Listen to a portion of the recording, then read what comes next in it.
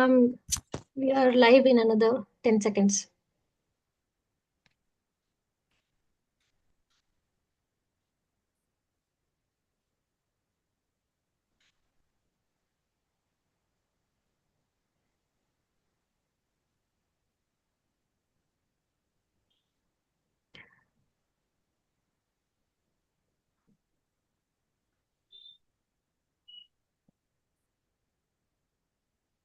Ma'am, we are live now. I'll start it. Good evening, everyone. It's my privilege to introduce our mentor for today's clinical presentation on preeclampsia, Dr. M.B.B.S. Sailakshmi, who deserves as a head of Department OBG RRMCH. With their extensive experience and expertise in specific area in obstetrics and gynecology, Dr. M.B.B.S. Sailakshmi has been guiding force for countless students and a pillar of excellence in our department. We are grateful to have their invaluable insights and mentorship today. Welcome, ma'am. Thank you so much, Divya. And I think all the students have logged in. Ma'am, they'll join. You can start, ma'am. Okay. So, or we will wait for some time because otherwise, what is the point? Yes, ma'am.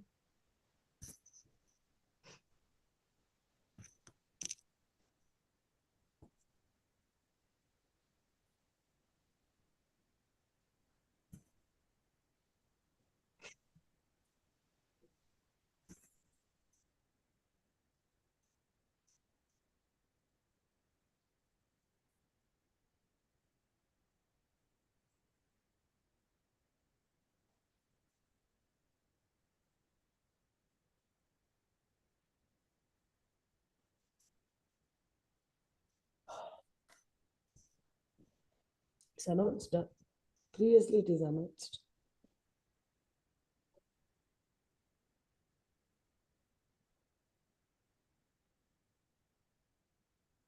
Okay, start off, Diya. Yes, ma'am. Yeah. Good evening, ma'am. Good evening. We'll be presenting on pregnancy-induced hypertension. This is a case of a 35-year-old housewife, Mrs. ABC, who is married to a 36-year-old cab driver, Mr. ABC. They reside in Bangalore. They belong to the lower middle class according to the socioeconomic status. They presented to the OPD at 7 months of amenorrhea. She is gravida 2, para 1, living 1, with the last menstrual period of 5th of May 2024 and an estimated delivery date of 9th of February 25. She was referred from a PHC in view of high BP reading for the first time. Okay, stop here. Stop here. Yes. Be there Yes, in the ma'am. first slide only. See, what are the high risk factors? You told it's a case of severe preeclampsia, right? According to you, because the BP Yes, readings ma'am. are very, very high. And she has Yes, been ma'am. referred to you from the PHC, Yes, ma'am. peripheral centers. So what are all the high risk factors which you see here? Ma'am, the risk factors are increased maternal age more than 30 years. 35 years she's 35-year-old. Yes. Yes, ma'am. Ma'am, then she's not a primigravida, but primigravida is a risk factor for preeclampsia. Then family history of hypertension or preeclampsia, or Okay. hyperplacentosis like a hydatiform mole or twin or multifetal pregnancies. No, in the socio-economic this thing, background. Low middle class are more prone towards Lower middle developing class. preeclampsia. Preeclampsia. Correct. Yes, ma'am. Okay. Go to the next slide. Next slide, please. History of presenting illness. The patient visited a primary health center for a regular antenatal visit. A high When do you say BP the patient is having a regular antenatal checkup?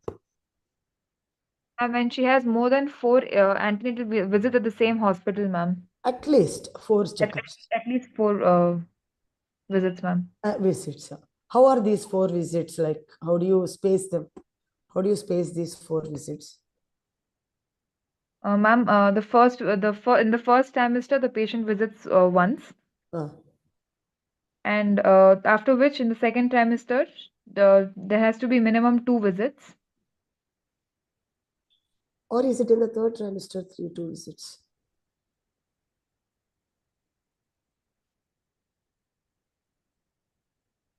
Hello? Yes, ma'am. Yeah. Tell. Ma'am, one visit in the first trimester, Correct. two visits at 12 weeks, ma'am, in the first 12 weeks of pregnancy. Correct. The second visit should take place at 20 weeks, ma'am, 20 to 26 weeks. uh. And there should be two visits in the second trimester, one at 20 weeks and one at 26 weeks. Which book is given like this? Ma'am, the WHO recommendation. Okay. Then Yes, ma'am. one In the in the. in the third trimester, at 30 weeks, she has to visit for the fourth time, ma'am. So it is a term actually. According to me, it is one visit each trimester, and the last trimester 2 visits. They have to make. WHO says 8 visits antenatally. They have to do. Yes, ma'am. To have an appropriate antenatal checkup. Okay. Yes, ma'am. Then. So a high BP reading of 200 over 120 mm of Hg was recorded for the first time, for which the patient was referred to a higher center for further management. The patient complains of headache since 2 days, decreased urine output since 2 days, and progressive bilateral pedal edema since past a month. So how did the presenting illness start? It started Ma'am, it started as bilateral pedal edema, ma'am, pitting type of pedal edema. And it went on to headache and decreased urine output since So 2 please days. tell the characteristics of the pedal edema. Pitting pedal edema. Was it Ma'am, progressively increasing or what? it was progressively increasing to the current stage, ma'am. It has come to the Initially, it was present only in the ankle region, but now she also complains of edema that is approaching her knee joint, ma'am. Okay. And then now And what she perceives decrease. Sorry, ma'am. And then?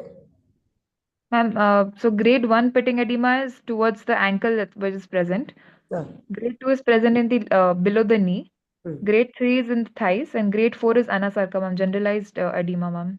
So it's progressively increasing, and it has become it's become of grade 2, ma'am. Grade 2, okay.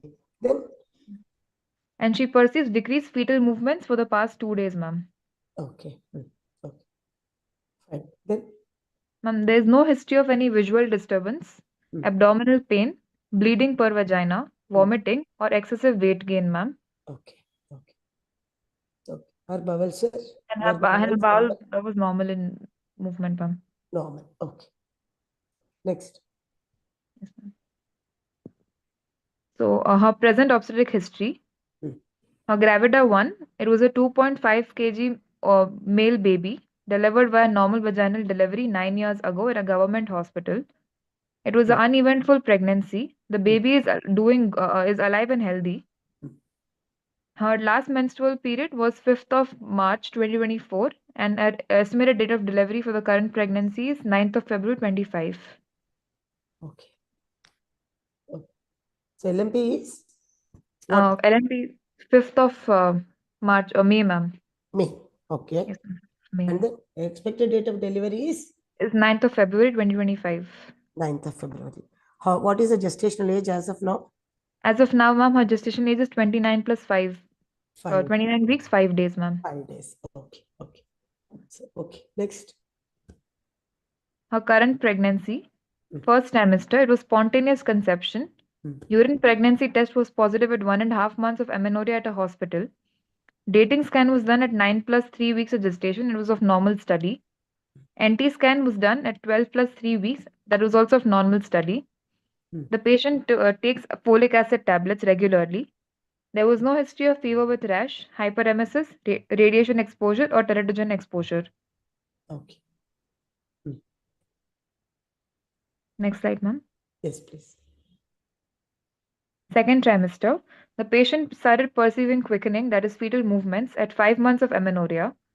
2 doses of injection TT were taken. Patient continues to take iron and folic acid and calcium tablets regularly. OGCT was done and it was of normal study. Anomaly scan was not performed. Patient was diagnosed with hypothyroidism and is on tablet Thyronorm 50 microgram once daily. And there was no history of imminent signs or imminent symptoms. Imminent symptoms. They are not imminent. Imminent. I. Yes, ma'am. What are the imminent symptoms? Ma'am, imminent symptoms is headache, blurring of vision, epigastric pain, and pedal edema, ma'am. No, pedal edema is not imminent symptom. Visual disturbances like flashes of the light in front of the eye. That is imminent. They are all imminent symptoms. Yes, ma'am. Okay. Pain abdomen, vomiting, blurring of vision, upper abdominal pain, all these are the imminent symptoms. Yes, What do ma'am. they actually indicate when you say imminent symptoms? Ma'am, they indicate end organ damage, ma'am. No, no, no.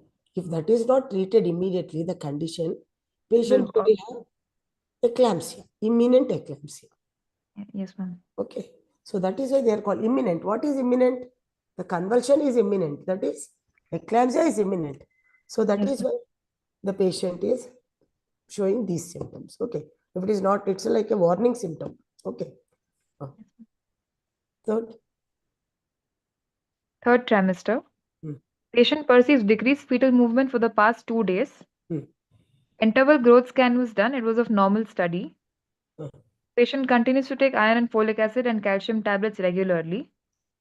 She currently present with the above mentioned concern, that is headache since the past 2 days, decreased fetal movement for the past 2 days, and decreased urine output for the past 2 days.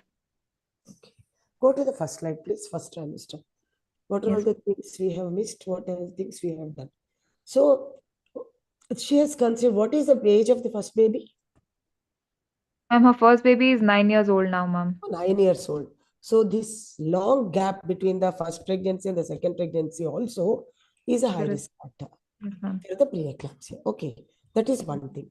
What are the other high risk factors which you can think of which may lead to preeclampsia?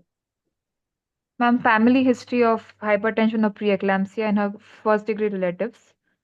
Like, Ma'am, like her mother or her elder sister, ma'am. okay, mother or siblings, right? Siblings, ma'am. Yes, ma'am. Oh, okay, that Then is one. hyperplacentosis, like No, hydatidiform mode. hyperplacentosis we will not know, right? Previous history of preeclampsia. How will Yes, you know ma'am. hyperplacentosis? We will not Yeah, know yeah. hyperplacentosis. So it is previous history of preeclampsia. In the previous Preeclampsia. pregnancy, if the patient has had preeclampsia, she is also high risk. Then age, And we then, already told. yes, ma'am. Elderly patient. Always they are more prone. Or teenage pregnancies.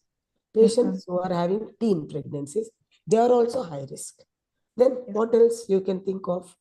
Ma'am, pregnancy following any assisted artificial reproductive technique, Anything. ma'am. ARTs, any ART patients, especially IVFs, they are more prone for the Yes, preeclampsias. preeclampsia, Okay. ma'am. What else? Obesity, metabolic syndrome. Excellent. Obesity. If the patient is obese, they are also more prone for preeclampsia. Then Many pre-existing vascular diseases. pre-existing vascular diseases, yes, they are prone for the preeclampsia. Or Any any from, chronic hypertension patient is having, yes, ma'am. they can give superimposed preeclampsia. Then, Ma'am, then autoimmune diseases like SLE, ma'am. correct. So autoimmune diseases like SLE or APLA, APLA syndrome, the ma'am. patient is having antiphospholipid antibody syndrome, or Yes, ma'am. patient is having hereditary Rheumatoid, thrombophilias, thrombophlebitis. rheumatoid arthritis. So these are all the patients, and patient is having this pregnancy twins, right? Yes, ma'am. So Multiple. all these multiple pregnancies, they are all more prone for the preeclampsia. Okay, fine. Next.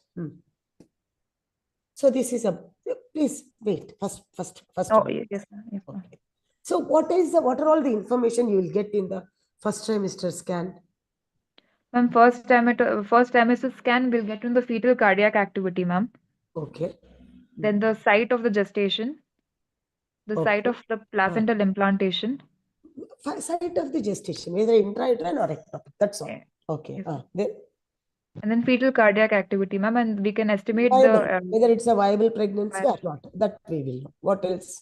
an estimated date of delivery, ma'am. Her gestational age You can be can calculated. calculate expected date of delivery by the Date. dating scan. Okay. Yes, ma'am. So pertaining to the preeclampsia, what you can find out in the first trimester scans? Suppose you are doing a scan at around 11 to 12 weeks time. So what are all the things you can think of? In actually, probably in by prediction of the preeclampsia. Can you do anything to predict preeclampsia or to prevent preeclampsia by doing a scan in the 12 weeks? Do you do any Doppler? Ma'am, we do this umbilical artery Doppler, ma'am. Uterine artery Doppler, Uterine ma'am. artery Doppler. So we do a uterine artery Doppler. if the uterine artery Doppler pulsatility index is more, okay, Yes, so definitely these are the patients who are prone to develop. Okay, yes, ma'am. singly you take only uterine artery Doppler, which is not very, very sensitive, but still it gives us an indication that these are the patients who may develop preeclampsia later on in the later gestation. So that is why if there is increase in the pulsatility index, and we do some other markers also. What are the other markers for the prediction we can do in the first trimester? Ma'am, serum uric acid levels will be raised. That is later, not now. When there is an end organ damage, only uric acid will rise. Something which SFLT one. SFLT will not be raised in the first trimester. What is other one which you do for the downs? Ma'am, PAPE, ma'am. PAPE. Pregnancy-associated plasma protein. Correct. When PAPE we do, it's like PAPE is one thing which we will do. And then what is other thing which you can do? What is other thing which we can do? PLGF, that is placental growth factor. We can do mean arterial pressure recording, PAPE, placental growth factor. If we do these things and we put them in a chart, then we will PAPE.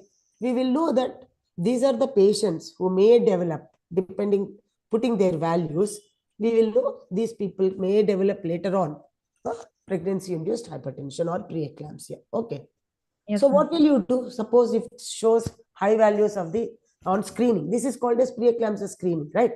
Yes, So if ma'am. you're doing on screen, if the uterine artery pulsatility index is more, what you will put Yes, the ma'am. patient on? Ma'am, we'll put the patient on low dose aspirin, ma'am, 70 to 170 Correct. mg. No, it is not 170. It's less than 150. 100 to 150 somewhere we will put the patient. Okay. Yes, ma'am. Usually we give 150 for the patients with the preeclampsia. So we put Yes. them on 150 milligrams of the Aspirin, ma'am. aspirin, low dose aspirin we will put. And we have to ideally start before what gestational age? Ma'am, before 12 weeks, ma'am. We have to 12 to start 28. before 12 weeks. Before Yes, 12 weeks. Ideally, it is better if you start below 12 weeks because that is when the second wave of the infiltration starts. So yes, that is ma'am. why we have to always start it as early as possible to prevent. Okay, next. Next slide, ma'am. Wait. Okay. So she is taking folic acid. Fine. All these things are not there. Fine. Okay, next slide. Yes, ma'am. Second trimester. So what are the important things which you see in the second trimester now? Ma'am, the patient starts perceiving fetal movements, ma'am. Correct. And the OGCT is done at this in the second trimester. uh, And its anomaly scan is done uh, because fetal development is completed by the second trimester. So when do you do, ideally, when do you do the OGCA, the anomaly scan? Ma'am, anomaly scan is done between 24 to 28 weeks, ma'am. No. It is usually done between 20 and 22 weeks. Why 24 to 28 weeks you will do? Suppose if there is a major anomaly, what will you do for 28 weeks? What is your MTP losses? MTP Act? Ma'am, the termination of pregnancy, which beyond 20 weeks, is with one consultant doctor. Then maximum is 24, right? Maximum If you 24 are weeks, doing ma'am. anomaly scan at 28 weeks, what you will do? Yes, ma'am. You can't do, no? So 20 to 22 weeks, we have to do an anomaly scan. We have to do. Okay.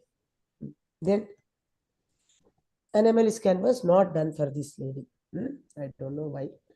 Next, she is diagnosed with hypothyroidism. Okay.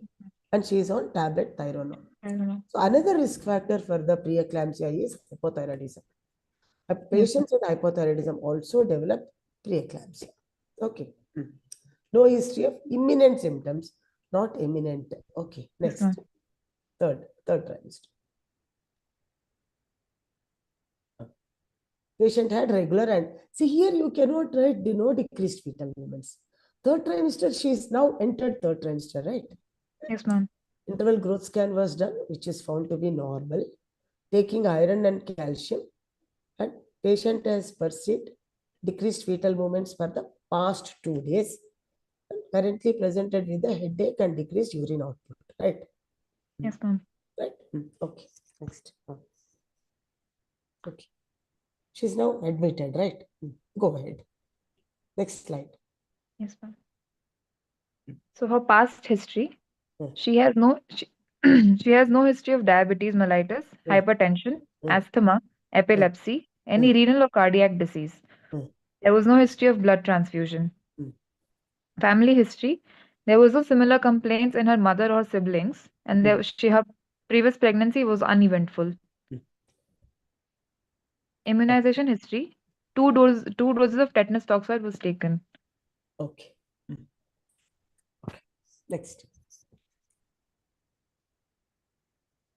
General physical examination.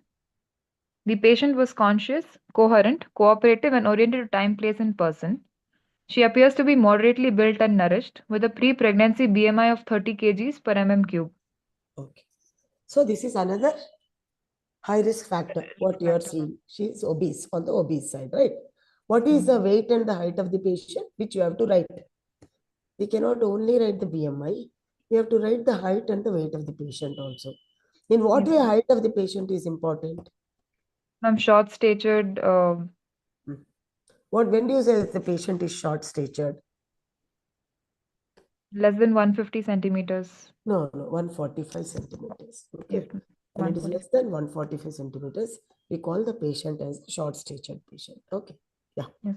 Then vitals? Her vitals, her heart rate was 90 beats per minute. It was regular rate and rhythm, and there was bounding pulse. Her blood pressure was 200 over 120 millimeters of mercury in sitting position in the right upper arm, with the sphygmomanometer kept at the level of the heart. Okay. The respiratory rate was 20 cycles per minute, and her oxygen saturation was 98% on room air. Okay. So coming to the weight, how do you record the BP in a patient, in an antenatal patient? And the You are patient, sitting in a OPD, a patient walks in. How do you record the BP of a patient? ma'am, so the patient is made to sit comfortably and relax for 5 to 10 minutes before taking the BP. And she should be either sitting position or at a 45-degree lateral recumbent position. No, not lateral, recumbent position. Okay. Recumbent position. And the BP So OPD, appropriate. we cannot make all the patient recumbent, no? So sitting position is ideal. Yes, ma'am. So an appropriate size of BP cuff is tied about 2 centimeters Both the feet of the patient should be kept on the ground. on They the should ground, not ma'am. be crossed. So feet of the patient should not be crossed. Both the feet should be kept on the ground, and patient should relax for 5 minutes. Okay. 5 minutes. Then we can record the BP. Okay. Yes, ma'am. So And the which cuff sounds, when do you take the diastolic BP? ma'am, it's the fifth Korotkov sounds, ma'am. Korotkov sounds. Okay. Suppose if the Korotkov sounds are continuing till the end, till 0, where do you take the BP? Sometimes it happens. Korotkov sounds keep continuing. So where do you take the BP? When do you take the BP? At the starting of the fifth Fourth. sound. No. You have to take at the fourth. Fourth Korotkov. When it is muffling is there, starting of the muffling is there, then you will take the sound. When it is going till the end. Otherwise, always it is the fifth Korotkov sound. Okay. Yes, ma'am. Okay. So it is the cuff is tied at the right upper arm, right? Right upper arm. Okay. About 2 centimeters from the cubital fossa. Above the cubital fossa. 2 centimeters above the cubital fossa with the tubes running parallel to the brachial. Brachial artery. And the sphygmomanometer is kept at the level of the heart. And we have to slowly raise, and decreasing is slowly we have to decrease 1 millimeter by 1 millimeter. We have to, of a mercury, we have to decrease. Rapidly we decrease. Naturally, the readings will be wrong. Okay. Yes, ma'am. Huh. Her respiratory rate was 20 cycles per minute. Her oxygen saturation was 98% on room air. Okay. Next. The patient appears to be pale There was bilateral pitting type of pedal edema of grade 3. Mm. There was no signs of icterus, cyanosis, clubbing, or lymphadenopathy. Mm. On systemic examination, her central nervous system was in higher mental function was intact. There was no focal neurological deficits. Mm. S1 and S2 cardiac sounds were heard with no audible murmurs, Mm. Mm. and bilateral vesicular breath sounds were audible with no additional sounds. Okay. Mm.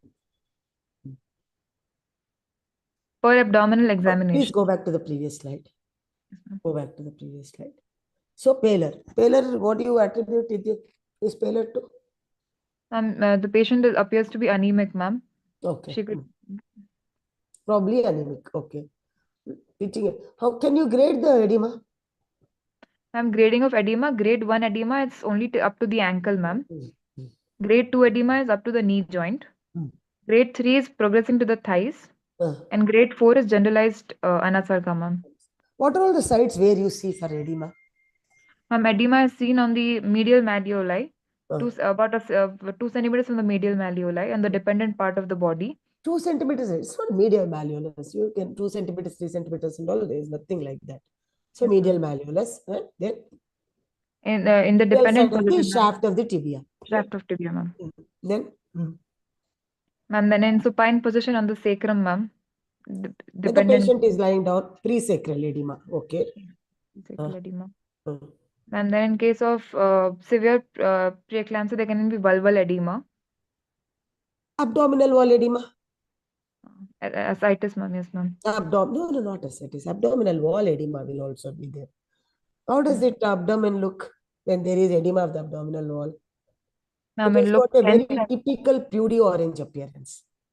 Pudgy orange is, have you seen the peel of the orange? It's Yes, ma'am. exactly that pudgy orange appearance will be seen because of the tissue edema. Okay. Yes, ma'am. Then where else you'll see edema? Ma'am, Fingers tightening of and the toes. ringer, Fingers and the finger toes. ring, ma'am. Yes, ma'am. Finger ring or toe ring, patient will say it's unable to put it in, right? Yes, ma'am. And vulval edema. Okay. Vulval edema can also be seen sometimes. And periorbital edema. Around the eyes, patient gets up in the morning, she sees periorbital edema. Yes, ma'am. So these are all the places where you know. How do you differentiate between pathological edema and the physiological edema? Ma'am, physiological edema is present as the day progresses, ma'am. In the morning after rest, there's no edema. After Whereas a night's rest, it will not be there in the morning, right? it disappears on rest. Okay. Whereas pathological edema persists even on prolonged rest, ma'am. Correct. And it's of progressive type. Progressive type. And it is not confined only to the pathological edema, spreads to other places. Yes, It will ma'am. not be there for these things. Okay. Pathological edema. Okay. Okay. Fine. Next.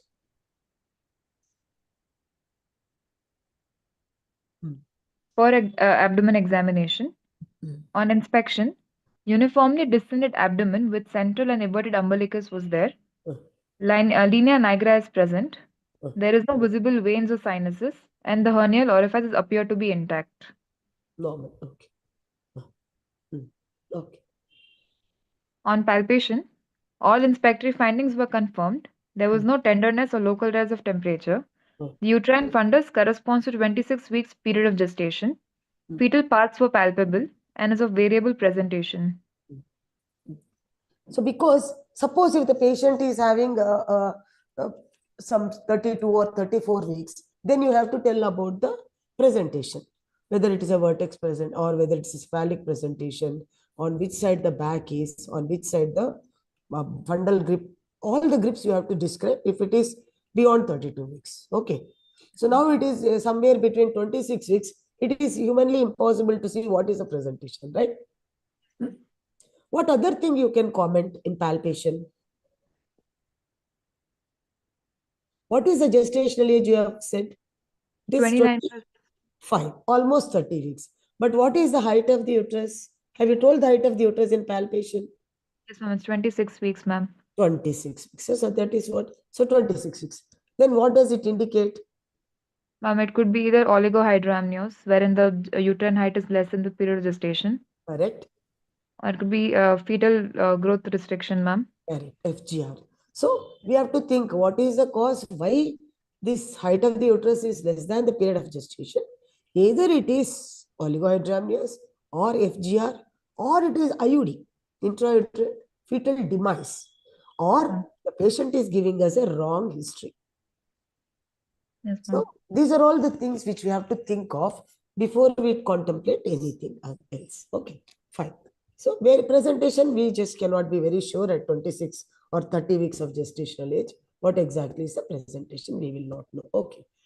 What is auscultation? On auscultation, fetal heart sound was auscultate on the left side. It was 150 beats per minute. 150 regular. Okay. Right. Was the uterus relaxed? Yes, ma'am. In There was no palpation, you uterine have to say contraction. uterus is relaxed. Okay. No Yes, ma'am. tenderness. Suppose if the patient is having tenderness with the preeclampsia, what is the first thing which comes to your mind? Which is a Abruptio complication. Yeah, very good. So placenta, ma'am. we have to think in terms of abruptio placenta. So first, which is a very tender and very hard uterus, which is not relaxing in between. Then we have to think of an abruptio placenta. Okay. Next. Provisional diagnosis. So a 35-year-old female, gravida 2, para 1, living 1, at 29 plus 5 days plus 5 weeks of gestation, with severe preeclampsia and impending eclampsia. And with, so you With have FGR also, but you can say, mention FGR also for yes, this, ma'am. right? Okay. So now let's go to the discussion part of it. So Yes, ma'am. the patient is, what do you see when there is, this is a case of hypertensive disorder complicating pregnancy, right? Yes, ma'am. How do you define hypertension in pregnancy? Hypertension in pregnancy is defined as a systolic BP of more than 140 or a diastolic BP of more than 90 mm of Hg, measured 2 times at least 4 at 4 hours of interval, ma'am. In And a 4 hours previously after. yes, ma'am. In a previously normotensive patient. After how many weeks of gestation? After 20 weeks of gestation, ma'am. Then it is, if after 20 weeks of gestation, it is called as Gestational hypertension. hypertension or preeclampsia. We do not know what exactly it is. How do you classify hypertensive disorders in pregnancy? Ma'am, hypertensive disorders in pregnancy are classified as first is preeclampsia, wherein there is Gestational hypertension, right? yes, ma'am. Gestational. And first is gestational hypertension, wherein the BP is more than 140/90 for the first time in pregnancy after 20 weeks, but there is no proteinuria. Correct. Then there is preeclampsia, which is gestational hypertension along with proteinuria. And Not only eclampsia, ma'am. see, even gestational hypertension can have proteinuria, but the problem is end organ damage will not be there with the gestational hypertension. And, Yes. and one more criteria you have forgotten, Diya, that is in all these gestational hypertensions, the recovery will be there. Like after 12 weeks, the hypertension disappears postnatally. Yes, ma'am. If it is persisting after 12 weeks, what do you call that as? It's chronic hypertension superimposed Chronic with preeclampsia. Not superimposed, only chronic hypertension. Chronic, yes, ma'am. So it is presenting before 20 weeks and persisting after 12 weeks of postnatally, then we have to think of chronic hypertension. Okay. Yes. Okay. So then what is preeclampsia then? And preeclampsia is gestational hypertension along with proteinuria. You should not say gestational hypertension. It is hypertension more than 140/90 associated with the proteinuria and also liver dysfunction and renal dysfunction and decrease in the platelets, right? Yes, All ma'am. these factors, some end organ damage, and some of the biochemical factors or the hematological factors which are associated. When they are present, then we call that as a preeclampsia. Understand? Yes, ma'am. Yeah, tell. And there's eclampsia, which is women with preeclampsia and complicated with grand mal seizures or epilepsy, ma'am. Okay. The patient with the preeclampsia developing convulsions, we call that as eclampsia. Okay. Then, what is chronic hypertension? And chronic hypertension is a patient is known hypertensive before pregnancy or a hypertension diagnosed before 20 weeks of gestation, ma'am. And and persist. persisting 12 weeks postpartum. This continues, or in between pregnancies also, patient is hypertensive, then she is a case of chronic hypertension, right? Yes. When do you diagnose superimposed preeclampsia? Ma'am, superimposed preeclampsia is there is new onset of proteinuria In a or there's already aggravation of, previously chronic hypertensive patient. yes, ma'am. Ah, And or there's aggravation of hypertension, hmm, development of HELP syndrome, hmm, or development of imminent symptoms, ma'am, like headaches, epigastric pain, ah, vomiting. correct. So any of the other things develop in a patient who is previously chronic hypertensive, developing new onset type proteinuria, or any of the complications like HELP syndrome, then we'll think of a superimposed preeclampsia. Superimposed preeclampsia in a chronic hypertension. Fine. Okay, fine. How do you grade the preeclampsia? Ma'am, grading of preeclampsia is severe and non-severe, ma'am. Correct. So the non-severe preeclampsia is when the BP, systolic BP is less than 160 milligrams of mercury. Millimeters. Millimeters of mercury. Uh, Severe is more than or equal to 160 millimeters of mercury. no, you tell all the characteristics of the mild or Oh, non-severe preeclampsia. so BP of less than 160 over 110 millimeters of mercury. Mm. There's no presence of thrombocytopenia. Uh, Serum creatinine levels are normal.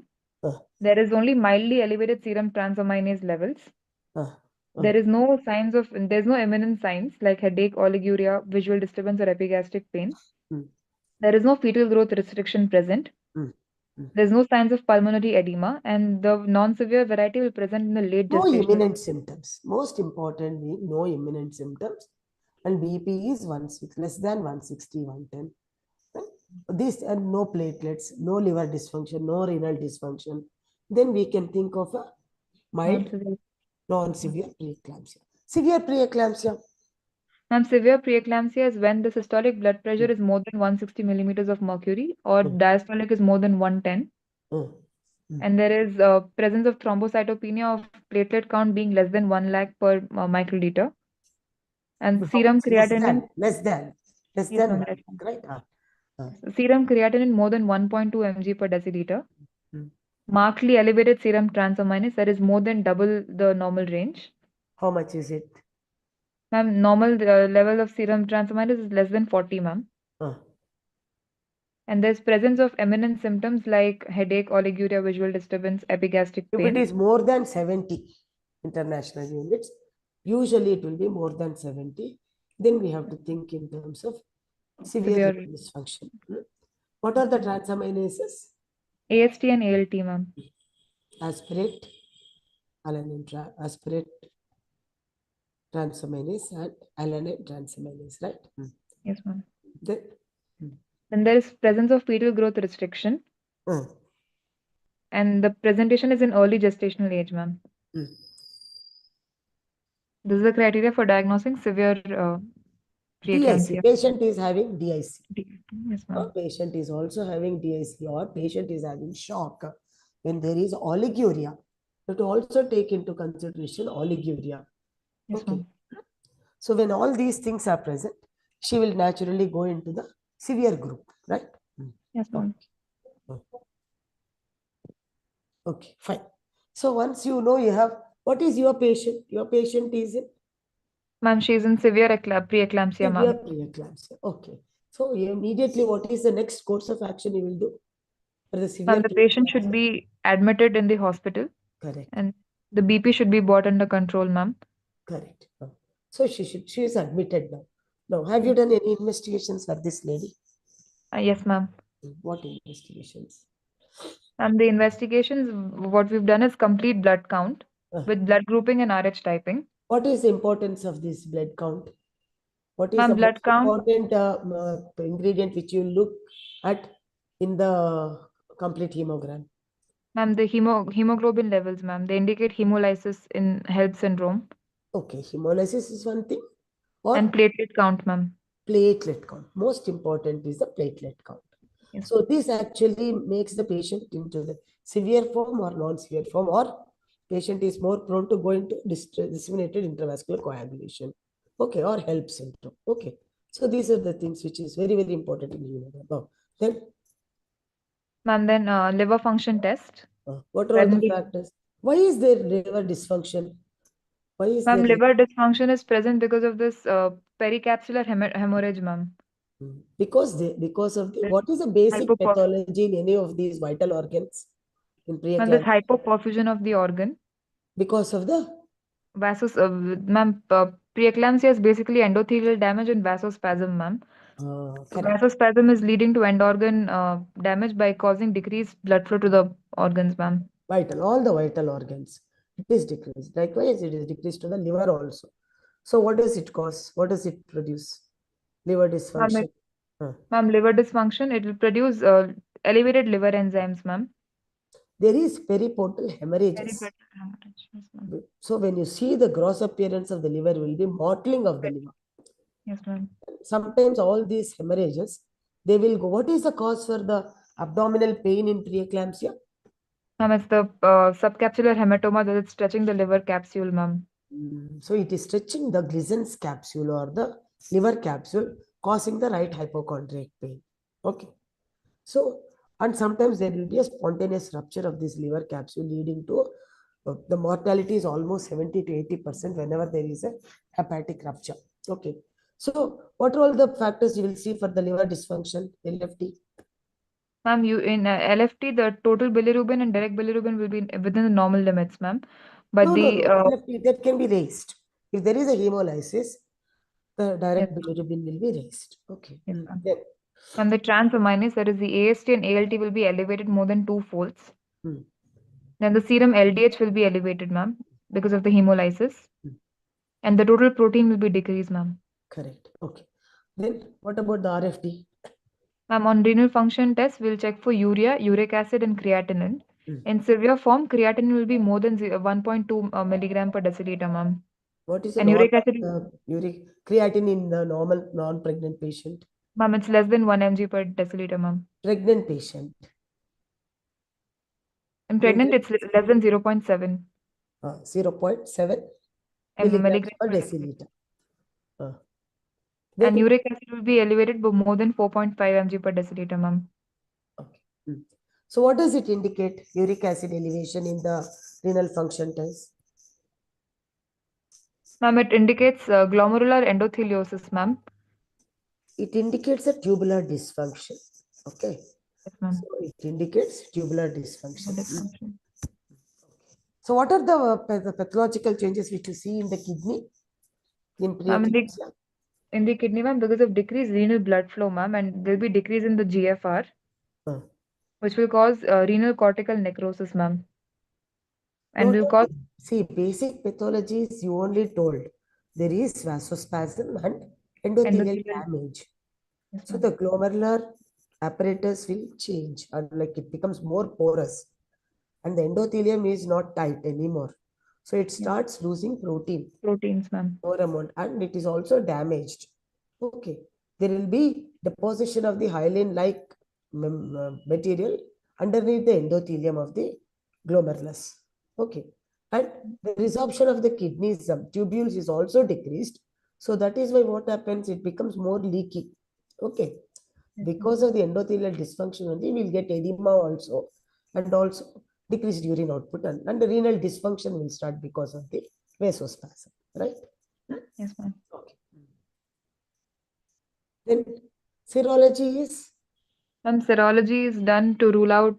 Okay, that is for a normal screening. Okay. Yes, Then and then will urine there be routine is any an change in the electrolytes in preeclampsia? There will not be any change in the no electrolytes. changes, Electrolytes are ma'am. not normal. So nothing Yes, will ma'am. change unless the patient has developed an eclampsia or some other problem. Then there can be some amount of or convulsions. Then there can be some amount of the lactic acidosis. But otherwise, nothing will happen to that. Yes, what about the urine routine? What do you see in urine routine? ma'am, on urine routine is basically we'll check for proteinuria, ma'am. Correct. So there is +1 proteinuria will be 0. It indicates 0.3 grams per liter of proteins. +2 is 1 gram. +3 is 3 grams, and +4 is 10 grams of per liter, ma'am. +3 is 1.5 to 2 grams, and +3 is more than 5 grams. Okay. Yes, ma'am. So these are all small things which you should know very clearly. Okay, then. And then we'll do a transabdominal ultrasound, ma'am, and umbilical artery Doppler.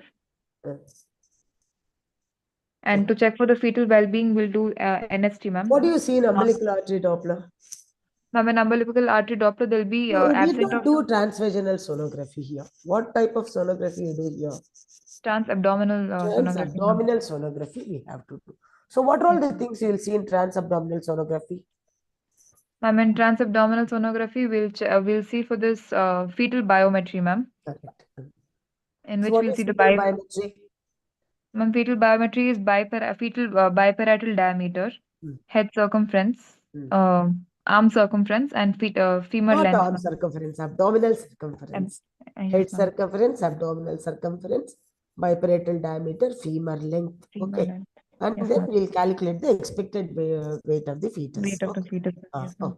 Okay. And there's more biophysical profile, ma'am. We can also do a biophysical. Very good. So what do you see in the biophysical profile? Ma'am, biophysical profile has 5 components, wherein we'll see the NST, fetal breathing movements, gross body movements of the It fetus, is not and NST. NST, if you do, it is called as a modified biophysical profile. Yeah. What is the score for the biophysical profile? Ma'am, each parameter is scored 2. It's given on 2, ma'am. And in NST, ma'am, if you see a reactive pattern, we give it a score of 2. If fetal breathing, it is a fetal heart rate. So it's not an NST. If you do, it is a modified biophysical profile. That doesn't come in the normal biophysical profile. So the normal score in the biophysical profile is 10. You should at least get 10 by 10 or 8 by 10. Okay. Yes, anything less than 8 by 10 is slightly abnormal. Or if it's 6 by 10 associated with the oligohydramnias, then it is all the more significant. Okay. There's something is not right with the baby. Okay. Hello? Yes, ma'am. Yes, ma'am. Yeah. So what do you see in Doppler? Ma'am, in Doppler, we'll see if there is absence of end diastolic flow, ma'am. Which one? Or reversal of... Which one you, which vessel you in the umbilical artery, ma'am. Correct. Umbilical artery, you will see. Umbilical artery Doppler. We'll see either there's... First is absence of diastolic notching, right? One is 20. notching. Diastolic notching persistent for more than 24 weeks of gestation. Correct. There is absence of end diastolic flow. There is reversal of end diastolic flow, which indicates poor prognosis. Correct. So when there is a reversal of the end diastolic flow, that means baby is in a great jeopardy. If it is only absent end diastolic flow, we can give some more time. Suppose the baby is in a borderline prematurity. So if it is a reversal end diastolic flow, we'll definitely terminate the pregnancy. What we have to, otherwise, what will happen to the baby? And the baby will undergo asphyxia. There will be no blood supply. It will be induced fetal demise, ma'am. Fetal demise. What is the other thing which you can do? Okay, fine. All right, leave it. Next is NST. How do you see NST? What do you see in NST when you are doing NST? NST, if it's a reassuring or non-reassuring NST, ma'am, we'll see for accelerations and decelerations in the... You call this reassuring or reactive, non-reactive? Okay, tell. So more than 2 accelerations, ma'am, lasting for 15 seconds duration for 15 beats per minute is considered as a reactive or a reassuring NST. Correct. Very good. So if it is non-reassuring, what will be the non-reassuring pattern in NST? What is non-reassuring pattern in NST? No accelerations. No accelerations, ma'am. Then what are the other characteristics you will see to say it is non-reassuring NST? What is beat-to-beat variability? Non-reassuring NST is absence of the accelerations, loss of beat-to-beat variability less than 5, okay, or decelerations. Okay? Type 2 decelerations are present, which will show that this NST is not good. Baby is already having hypoxia, or maybe it's going in for the acidosis. Okay. Yes, ma'am. Okay. What is the last one? Ophthalmoscopic examination or fundus examination? For the fundus examination, ma'am, to see if there's hypertensive retinopathic changes in the mother, ma'am. So, do you know how to grade them? Ma'am, the Keth and Vegas grading is followed, ma'am. Uh, And in grade 1, there are 4 grades, ma'am. In grade 1, there's mild arteriolar attenuation, and there's only beading of the arteriola present. Grade 2 is, ma'am, the Salus sign is positive. That is, there's deflection of the veins at the AV crossing, ma'am, and the arterial vein at the spasm of crossing. the vessel. Ma'am. Grade 3 is, ma'am, presence of grade 2 along with copper wiring of the arterioles, ma'am. No, And not banking copper of. wiring. The truly deposits will be seen. Okay. Yes, ma'am. And then grade 4 is? Grade 4 is papilledema, ma'am. Suppose you see papilledema in a fundoscopic examination. What you will do? Immediately? It's indication for termination of. Immediate termination of the pregnancy. So that is the importance of ophthalmoscopic examination. Okay, fine. So next, what is the next slide? Ma'am, these are the lab reports of the patient. So what are all the abnormal reports we are seeing here? Ma'am, ma'am, the CBC appears to be normal, ma'am. In LFT, we're seeing the elevated transaminases, ma'am. AST and ALT are raised. And in RFT, we're seeing the uric acid and creatinine are raised, ma'am. Correct. Serology and RBS All is present in normal. Okay, fine. Serum electrolytes are also normal, and in urine routine, we are seeing +1 proteinuria, ma'am. Okay. Proteinuria is present. Fine. Ultrasound examination, you have got any report? Yes, ma'am. I'm on trans-abdominal ultrasound.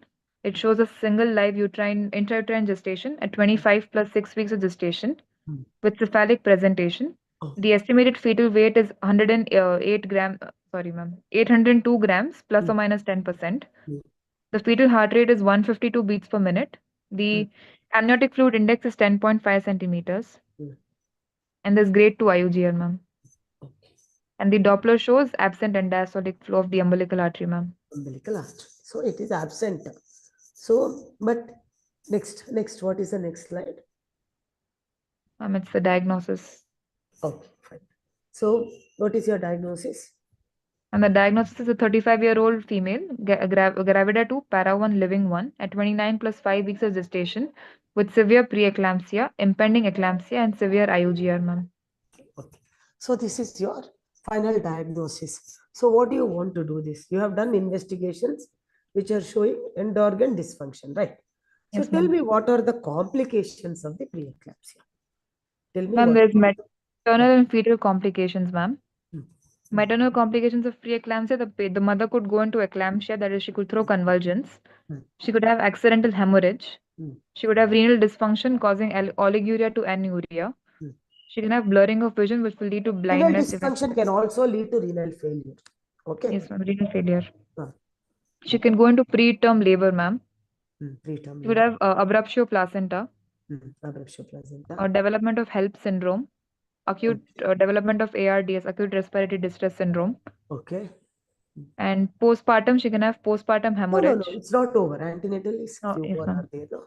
She could have PRES syndrome, ma'am, that is posterior reversible encephalopathy syndrome. And blindness. Okay. And blindness, ma'am. Yes, ma'am. Or What she could have cerebrovascular accidents. Yes, ma'am. She could have a stroke. Correct. And she could have chronic hypertension in the future, ma'am. That is remote complication, immediate complications we are talking about. Yes, ma'am. She can also have heart failure, pulmonary edema can be there. Okay. Yes, ma'am. DIC, she can go into shock. Yes, right? ma'am. Any of these things are possible, right? Yes, ma'am. What about during intrapartum? What can happen? These are mother only still. Yes, ma'am. Intrapartum, ma'am, and the mother, she could have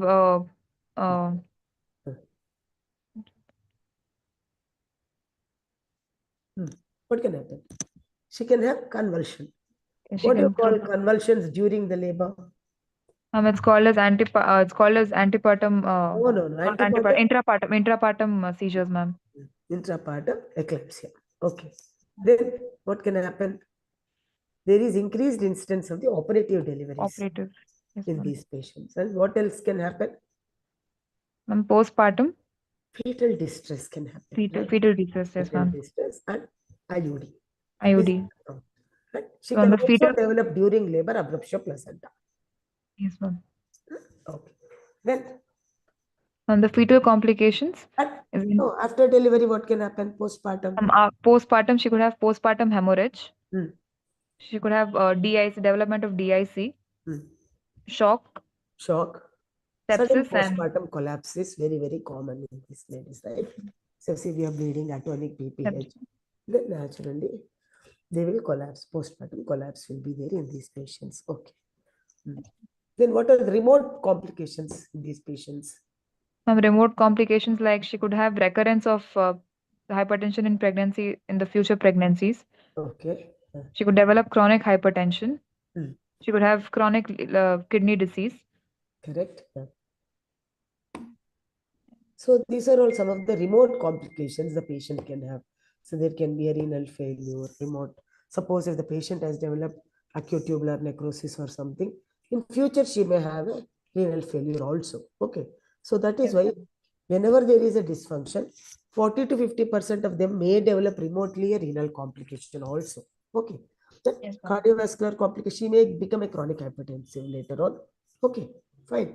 Then Yes, ma'am. recurrent preeclampsia is also common. Okay. So these are all the things which we have to think of. Approximately 25% of them may develop recurrent preeclampsia later on in the next pregnancy also. Okay. Yes, ma'am. So how do you treat? Now you know it is a severe preeclampsia with a BP of 200 by 120. You have Yes, admitted ma'am. the patient, sent all the investigations. So the Yes, patient ma'am. has got, what are all the things the patient has got? She Ma'am, has she has got a sorry, severe ma'am. preeclampsia, Severe preeclampsia with impending eclampsia, ma'am. pending eclampsia with the renal dysfunction, Renal dysfunction. proteinuria, and And liver dysfunction, ma'am. dysfunction also she has got. So, and it is also associated with the prematurity, preterm, Prematurity, right? yes, ma'am. Premature. So what will you do? What Ma'am, will you do for this lady? ma'am, on admission, after admitting the patient, ma'am, general Hmm. management is there. We have First, to put always the remember one thing. When we are admitting the patient or before examining the patient, consent is very important part of our lives. So we yes, have ma'am. to take consent before examination. And after examination, you have to explain all the complications and again take a Yes, consent. yes, Okay. ma'am. Even for institution of the treatment or for institutionalization of the patient and giving treatment also, we need a consent. Otherwise, we cannot touch the patient. And Yes, every ma'am. complication which is bound to develop in the course of the disease, we have to document and then take a consent. Then only we have to start the treatment. Okay, fine. Yes, ma'am. Okay, we have taken consent and we have done all the investigations. So if the patient is conscious, so okay, tell what do you do? Let's. Yes, ma'am. Uh, So IV lines are secured, ma'am. uh, The patient is catheterized. uh. There is What is the this function of this catheterization? Why are you catheterizing the patient? to measure the urine output, ma'am. It should be more than 30 ml per hour, ma'am. Okay, fine. Then And then we'll monitor the vitals 4th hourly and check for the fetal status, ma'am. vitals or what exactly is you that you have got in your mind? Ma'am, the blood pressure has to be recorded Uh, 4th hourly. pressure has to be recorded every fourth hour. Then Yes, ma'am. The main motto of the treatment is to control the hypertension, ma'am, and prevent the patient from going into eclampsia. very good. So what will you do for the hypertension? Now it is Ma'am, 200 by 120.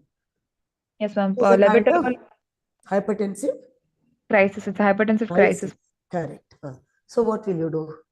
Ma'am, labetalol is given IV, ma'am. IV stat 20 mg of labetalol is given. Uh, uh, And uh, it's given slowly over 2 minutes. uh, And for after 10 minutes, the BP is recorded again. If the BP is not under control, the repeat dose is given, ma'am. It should be double the first dose. uh, uh. Followed by, if even after which the BP is not under control, then a second drug, that is hydralazine, is added, ma'am. No. You give labetalol only. So when it's labetalol, 3 doses of the labetalol, it is not getting control. Then maybe you can add other antihypertensive, hydralazine. Yes, ma'am. Okay. Yes, ma'am. After the 3rd dose, it is not getting control. Please take the opinion of your medical colleagues. Always Yes, it is important to take the help of a medical colleague. Okay. So yes, ma'am. labetalol 20 milligrams. First you give IV stat slowly over a period of 2 minutes. We cannot just push the bolus. Slowly we have to give over a period of 2 minutes. Then wait for 10 to 15 minutes. Record the BP again. Suppose it is still high. Then repeat double the dose of the labetalol, that is 40 milligrams. Yes, ma'am. That is also over a period of 2 to 5 minutes. Slowly you give bolus and then again wait for 10 to 15 minutes. Then again record the BP. Still it is showing. You can give 40 milligrams, 80 milligrams. So after third dose also it is not getting controlled. Maybe we can add a second antihypertensive like hydrolysate. Okay. Yes, ma'am. Which is given only as 5 milligrams. 5 milligrams, yes, ma'am. What is the other thing which you have to think of? This is controlling the hypertension. What is the other thing which you have to think of? Ma'am, magnesium sulfate has to be given for neuroprotection and prevention of seizures, ma'am. Not Prophylactic. neuroprotection. Don't bother about neuroprotection. What is our main aim now? It's to protect the mother. Control convulsions, yes, I'm ma'am. not bothered. Nobody is bothered about the baby as of now, right? Yes, ma'am. So now we have to more think of the mother. So Convulsions. control of the convulsions. What is that regime called as? Ma'am, it's the Pritchard's regimen. How do you give Pritchard's regime? Ma'am, it's given as loading dose and maintenance dose, ma'am. In the loading dose, 4 grams in 20% solution IV is given, ma'am, over 3 to 5 minutes, along with 10 grams on 5 grams each 3 to 5 buttock, ma'am. minutes. It is given over 10 to 15 minutes. Okay. Yes, ma'am. Slowly you have to give. Because it causes sudden cardiac arrest if you just push it. Then. Yes, ma'am. And 10 grams, 50% deep IM, ma'am. 5 gram on each buttock is given as a loading dose. And maintenance dose is 5 gram in 50% dilution intramuscularly, 4th hourly on alternate buttocks, ma'am. 4th hourly, every 4th hourly we repeat 5 grams. 5 and grams, how long you will give this magnesium sulfate? Ma'am, it's continued for 24 hours after the last conversion or delivery, ma'am, whichever occurs later. Okay. So whichever occurs first. So then you stop. So that you have to stop. Suppose 24 hours after delivery, you stop. Or 24 hours of the convulsion, you stop. So whichever is the first event which is taking place. Before giving each dose of the magnesium sulfate, what is that you want to monitor in this patient? Ma'am, we should monitor for deep tendon refluxes, ma'am, and for the urine output, respiratory rate of the patient, ma'am. These levels indicate the magnesium. What is the deep tendon reflex you'll see? Ma'am, the knee jerk reflex is checked, ma'am. Knee jerk. Every time you start the next dose of the magnesium sulfate, you have to see for the knee jerk. Okay. Yes, then what is the other thing you'll see? Ma'am, for the urine output, ma'am. Urine output and respiratory. What is the respiratory rate you want to maintain? Ma'am, it should be maintained between 13 to 15 cycle per minute, ma'am. Okay. Optimally, it has to be around 14 to 15 cycles per minute. Okay. Yes, then ma'am. what is the next thing you'll see? Urine output. How much? Urine output, ma'am. It should be more than 30 ml per hour, ma'am. 30 ml per hour should be maintained. If these things are there, then we can give the next dose. Next dose, ma'am. Suppose a patient is showing, okay, the loss of knee jerk when you are trying to give the next dose of the magnesium sulfate. What will you do? Ma'am, it indicates magnesium sulfate toxicity, ma'am. Okay. So we should stop magnesium sulfate, and calcium gluconate is given, ma'am, 10 ml in 10% solution, ma'am. Slow IV. Slow IV has to be given. And then we have to again recheck, or we can decrease the dose of the magnesium sulfate which has to be given. Make it half and then we can give. Okay. So this is the magnesium sulfate regime. This is called as the Pritchard's regime. What is other regime you know? Ma'am, it's Zuspan's regime, ma'am. So in Zuspan's regime, loading dose of 4 to 6 gram of magnesium sulfate is given, ma'am, over 15 to 20 minutes, slow IV. And maintenance dose of 1 to 2 grams per hour IV infusion is given, ma'am. For 24 hours, next 24 hours or so. We give and expedite the delivery. Okay. Okay, fine. Next. And there's one more, ma'am, Chaudhary and Dhaka's regimen. Wherein Dhaka regime is same like Zuspan only. Don't bother. Yes, ma'am. Next. What is the next important this thing in the management? Ma'am, it's a termination of the pregnancy, ma'am. Okay. So how do you terminate the pregnancy? Patient is now stable. You have stabilized the patient. Patient is all right. Convulsions are she is okay, not having any imminent symptoms. How will you terminate the pregnancy? Ma'am, if the patient is You not want to in labor, terminate or you want to continue the pregnancy? ma'am, she's in severe preeclampsia, ma'am. So it's termination of pregnancy is ideal Here, for the preeclampsia with imminent eclampsia. Okay. eminent eclampsia, ma'am. There is nothing like a conservative treatment here, right? Okay. Yes, ma'am. uh, And so if the patient is not in labor, ma'am, and the seizures are controlled, uh. and the baby is at preterm, ma'am, steroids have to be given and delivery has to be done through normal vaginal delivery, ma'am.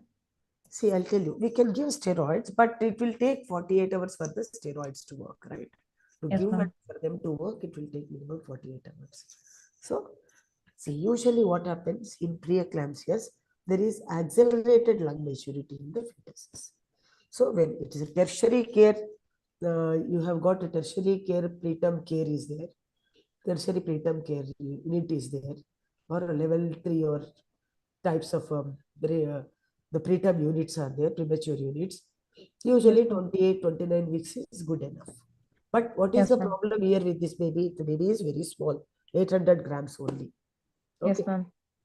So how do you terminate the pregnancy usually? Ma'am, if there's no indication for cesarean section, ma'am, we prefer normal vaginal delivery, ma'am. So The how do you do patient is normal vaginal delivery? Ma'am, the patient has to be given Cerviprime gel, ma'am, to No, first we have dilate to the see whether the cervix is inducible or not. yes, ma'am. Okay, cervix is inducible or not, where favorable or not. So how do you Yes, know ma'am. the favorability of the cervix? Ma'am, it admits the tip of the finger, ma'am. No. It is called by doing a Bishop score. By Okay. seeing the Bishop score, if the Bishop score is more than 6 or 7, then the cervix is favorable. Okay. Yes, ma'am. So then during that time, we can give the acceleration with the oxytocin, or when the child cervix is dilated, do an ARM and accelerate the labor. But the Yes, problem ma'am. with this particular patient is it is very premature baby with a very low birth weight.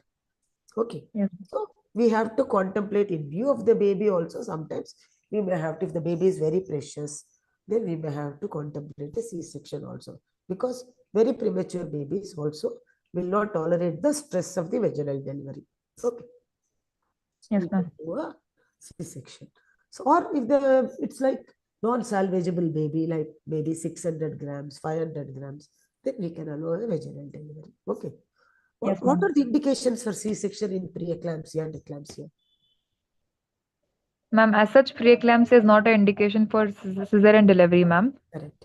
But in case the patient is having any other indications like CPD, ma'am, CPD, malpresentation, malpresentations, yes, ma'am, abruptio placenta, anything abruptio. else other than that is there. Definitely it's an indication, right? That Yes, is the time when we do actually a C-section. Not just because the patient is having eclampsia, we will do a C-section. Okay. Okay. yes, ma'am. So suppose the patient is not this small a baby, maybe it is a 2 kilos baby is there. It's a hypothetical situation. Okay. The baby's Yes. weight is 2 kilos. So you are giving a vaginal delivery. What are all the things you will monitor during labor? Ma'am, during labor, the fetal cardiac activity has to be constantly monitored. Uh, uh. And we have to also see for the imminent symptoms, whether the patient is going to through any convulsion or not. If already the patient is on magnesium sulfate regime, right? Yes, ma'am. And also we have to see for the any development of the abruptio placenta. Suddenly the patient is having fresh bleeding and uterus is very tightly contracted, not relaxing in between, and fetal heart rate is showing deceleration. Then we have to think probably the patient is developing a abruptio Abruptio. placenta. Okay, fine. So on that time, we may have to do a C-section. Otherwise, if the patient is progressing normally, what we will do? Patient is dilating well at 5 centimeters, we do an ARM, Yeah, ma'am. deliver the patient, baby out, right? We Yes, can ma'am. cut short the second stage of labor. And then what is the third stage of labor? What will you curtail during the third stage of labor? Ma'am, third stage of labor is delivery of the placenta, ma'am. And active No, management of active third stage of management labor. of third stage of labor. Yes, ma'am. How do In you do that, active management of third stage of labor? ma'am, oxytocin is given, ma'am, and in IM, 10 mg IM, ma'am. 10 international units. 10 international units intramuscularly on the buttock, ma'am, after delivery of the fetus. And bimanual uterine compression is done, ma'am. Not by manual trend. Controlled contraction at the Control position by contraction. doing a massage of the uterus, it is delivered. Okay. So then this because the uterus will contract and there will not be. What is the complication postpartum you expect in a preeclampsia, severe preeclampsia? Ma'am, it's postpartum hemorrhage. Atonic post. You have to tell Eh, clearly. Yes, Atonic ma'am. postpartum. How do you control atonic postpartum hemorrhage? Atonic postpartum hemorrhage is with AMSIL, ma'am, that is active management of third stage of labor. That once atonic postpartum hemorrhage happens, AMSTEL will not work. AMSTEL is the third stage of management. Okay. Yeah. How do Ma'am, you so giving oxytocin infusion and misoprostol? misoprostol, ma'am. Can you, what is the drug which is contraindicated in preeclampsia? Hypertension. Ma'am, ACE inhibitors are contraindicated, ma'am. No. For the PPH. For the methergin, ma'am, Methergin is contraindicated, ma'am. patients. So after the delivery, if the patient is all right, where do you shift the patient to? And the patient is shifted to the obstetric ICU, ma'am, under observation. Under And observation. the baby is shifted to the NICU, ma'am, neonatal ICU, ma'am. ICU. And we have to monitor the patient carefully because in the postpartum period, what are all the things which can happen? Ma'am, she could have first is postpartum hemorrhage, then she could have shock, DIC, and sepsis, ma'am, infection. ARDS, all these things can happen. ARDS, yes, ma'am. Okay. No, sepsis may not happen because we are covering with antibiotic. So we have to be careful with the ARDs and fluid overload we should not do because there is a dysfunction of the lung also, right? So Yes, ma'am. and when will you discharge and we have to monitor the BP. So when Ma'am, will so you on the discharge first, the patient? How many days you will keep the patient in?